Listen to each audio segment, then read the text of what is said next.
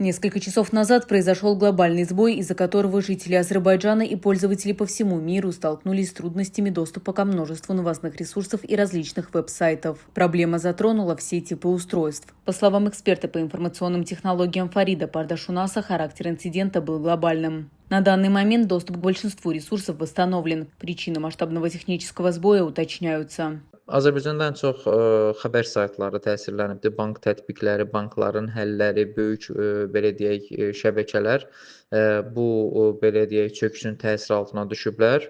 Əsasən, yəni müstəqil belə deyək şirkətlərin kritik informasiya strukturunda olmayan belə deyək şirkətlərin saytları və yaxud da ki, media qurumlarının saytları təsirlənibdir daha çox.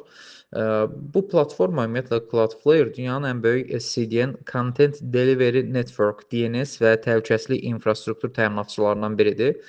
Əsasən internetdə istifadə etdiyimiz çoxsaylı saytlar, tətbiqlər, onlayn xidmətlər bunun üzərindən trafik yönləndirməsi eləyir.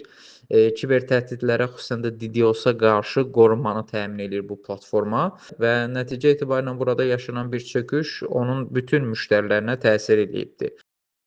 Как сообщили в СЭП, технические неполадки не были связаны с местной инфраструктурой или национальной интернет-сетью Азербайджана. Проблема возникла из-за технического сбоя в работе международного сетевого провайдера Cloudflare, услугами которого пользуются миллионы сайтов по всему миру. Компания Cloudflare подтвердила устранение неисправности, доступ ко всем затронутым ресурсам полностью восстановлен. Работа интернет-ресурсов также нормализована.